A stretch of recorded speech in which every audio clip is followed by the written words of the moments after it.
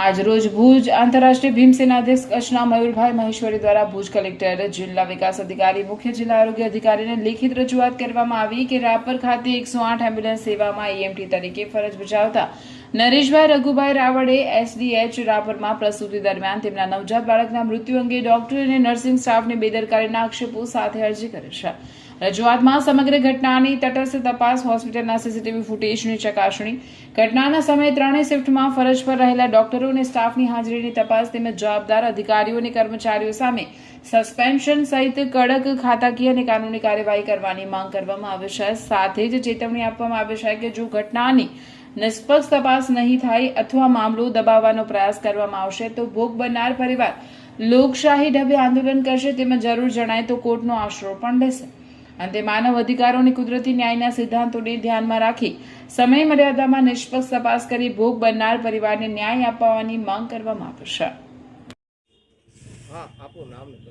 મારું નામ મયુરભાઈ મહેશ્વરી, અધ્યક્ષ કચ્છ જિલ્લા આંતરરાષ્ટ્રીય ભીમસેના।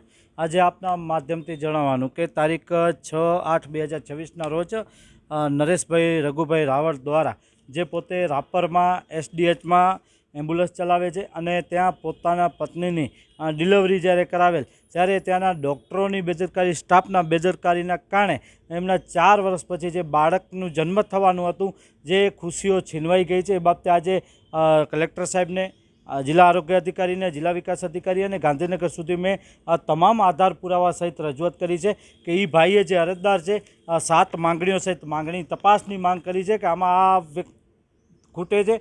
કારણ કે ત્યાં એક લાઇટની વ્યવસ્થા નહોતી, જનરેટર પણ કાંઈ ખરાબ છે, સ્ટાફ પણ રાત્રે નથી હોતું।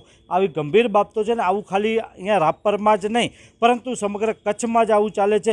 પરંતુ જિલ્લા આરોગ્ય અધિકારી સાહેબ પાસે અમે વિનંતી સાથે માંગણી કરીએ છીએ કે જે પ્રમાણે સરકાર ગ્રાન્ટો ફાળવે છે, પગાર આપે છે, એ પ્રમાણે જે પણ ડૉક્ટરો છે, સ્ટાફો છે કામ નથી કરતા તો આ બાબતે તટસ્થ તપાસ થવી જોઈએ। જો આ બાબતે કોઈ પણ ખાતાકીય તપાસ નહીં થાય તો અમે આ બાબતે કોર્ટમાં પણ જશું। કારણ કે કોઈકના ઘરે 4-4, 5-5 વર્ષ પછી જો પારણું બંધાતું હોય અને સરકાર આ બાબતે કોઈ ગંભીરતા ન દાખવે અને ડૉક્ટર અને સ્ટાફના કારણે કોઈની ખુશી છીનવાઈ જતી હોય તો એનો જવાબદાર કોણ?